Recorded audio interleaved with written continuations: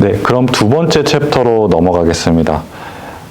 이번에는 형사 사례로 시작하겠고요. 두 생활 법률과 관련해 형사 사례를 역시나 Q&A 형식으로 알아보겠습니다. 네, 질문은 경찰서로부터 출두 명령을 받았습니다. 어떻게 해야 하나요? 형사 사건의 경우 의뢰인이 제게 대부분 경찰서에 출두 서면을 가지고 옵니다. 형사 사건의 피의자로 주목되어 수사를 진행하고 있으니 경찰서에 출두해 수사를 받으라는 내용입니다. 답변은 피의자는 검찰이나 법원과 달리 경찰서에 출두할 의무는 없습니다. 이건 제 추천입니다. 경찰서에 가봤자 손해만 받지 전혀 이득이 되는 경우는 없다고 보시면 됩니다. 물론 이제 강력범죄, 중범죄는 조금 다릅니다만 여기서는 생활범죄에 대해 설명을 드리기 때문에 경찰관 또는 이제 형사분들은 이제 수사를 전문으로 배운 경험자이기 때문에 거기 가셔서 어떻게 본인의 어떤 생각으로 이기시는 경우가 없기 때문이죠. 그렇기 때문에 적절한 변호 전략은 일반적으로 묵비권 행사하시고 또한 서류 열람 신청입니다. 이게 경찰이 어떤 증거물을 갖고 있는지 모르는 채로 대응하기가 매우 어려우며 서류 열람하고 어떤 정보를 가지고 있는지 안 다음에 대응해도 늦지 않습니다.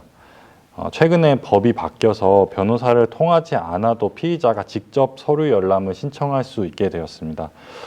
그럼에도 불구하고 이 변호사를 통해 서류 열람을 해도 그렇게 비용이 많이 들지 않을 뿐더러 피의자가 직접 서류 열람을 할 경우에 정보보호법 등으로 검찰이 사전에 서류를 조금 짜집기 하는 경우가 많기 때문에 이게 첫 번째로 오래 걸리며 정보도 불완전하다는 어떤 그런 큰 두 가지의 단점이 있습니다. 그렇다면 범죄 사실이 체류 허가에 어떤 영향을 미치나요? 이 질문도 자주 듣는 질문 중에 하나인데요. 결론부터 말하자면 네, 범죄 사실이 체류 허가에 영향을 끼칠 수 있습니다. 언제 어떻게 영향을 끼치는지 알려드립니다.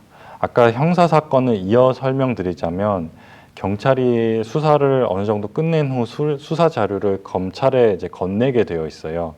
그렇다면 이제 검찰이 수사를 이어받음과 동시에 피의자가 외국인일 경우 관할 그 외국인 관청에 통보를 합니다. 지금 이 사람이 피의자로 수사를 받고 있다는 내용으로요. 그 통보를 받은 외국인 관청은 마침 체류 허가 신청 혹은 이제 비자 신청을 받아 검토 중에 있었다면 검토를 일단 중단해요. 검토를 중단하고 결말이 날 때까지 기다립니다. 즉 유죄 판결이든 무죄 판결이든 수사 종결이든 일단 임시 허가 즉 픽시온스페샤이니공만 계속 받으면서 몇 개월 받으면서 기다려야 하는 상황이 올 수 있죠. 네, 또 신청 절차가 중단되는 것뿐 아니라 이미 체류 허가를 가지고 있어도 외국인 관청으로부터 서면 편지를 받으실 수 있어요. 형사 사건으로 인해 기존 체류 허가를 취소할 수 있으니 이에 대해 대응하시오. 즉 이제 청문 절차가 시작될 수 있죠. 그리고 유죄 판결이 나서 특정 어떤 한도를 넘어서는 벌금형이 부과되었을 때 체류 허가 연장에 문제가 발생하며 범죄 기록이 남을 경우에 추후 취업 등의 어려움이 생깁니다. 또한 특정 범죄의 경우 예를 들어 사기죄일 경우 법인 설립, 영업 신고 하실 때 허가를 못 받으실 수도 있어요. 그렇다면 질문이 형사 사건에 변호사의 도움이 필요하나요? 이 질문도 꽤 듣는 편이에요. 어느 정도 일리가 있는 말이긴 한데요. 어차피 증거물도 다 확보되었고 변호사를 선임해봤자 뭐 큰 도움이 되지 못할 거라는 인식이 있기 때문인데요. 게다가 뭐 첫 형사 사건이고 초범이면 어느 정도 큰 문제가 생기지 않을 것이라는 생각도 있지만 이게 사실 반은 맞고 반은 틀린 말입니다. 왜냐하면 변호사가 적절한 도움을 줄 수 있고 전략을 제시할 수 있어요. 변호사는 실무의 지식과 경험을 통해 이런 도움과 전략을 제시할 수 있고요. 예를 들어 의뢰인이 생각하는 전략이 승산이 있는지, 그리고 의뢰인이 접하는 어떤 추후 리스크라든지 그런 것에 대해 상담을 통해 이제 말씀을 드릴 수 있고요. 예를 들어 수집된 증거물이 사용 가능한지, 선고된 형벌이 너무 과하지는 않는지, 예를 들어 뭐 엉뚱한 사례임에도 불구하고 형벌이 내려지진 않는지, 적어도 체류나 아니면 다른 분야로 불똥이 튀지 않게 도움을 주는 이제 행위를 드릴 수 있고요.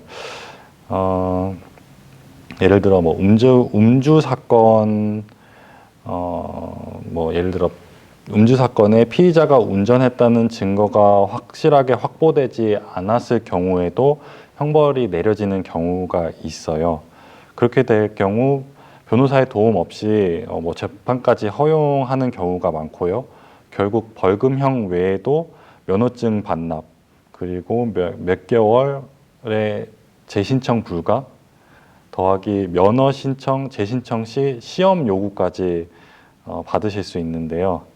여기서 말하는 그 시험은 어떤 운전면허 시험이 아니라 인성 시험인 건데요. 독일어로 엠페우라고 하는데 이게 의학 심리 진단이에요. 이것도 비용이 꽤 들고 이 큰 돈을 써가며 진단을 받았지만 의사의 판단으로 결국 불합격을 하는 경우가 꽤 많습니다.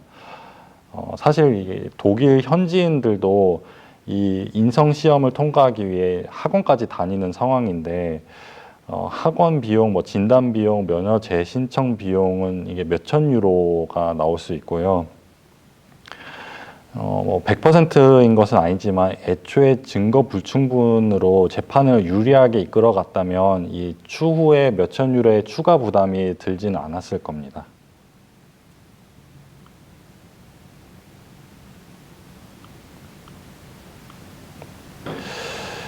네, 그러면은 형사 사건과 사례는 여기서 일단 마치도록 하겠습니다.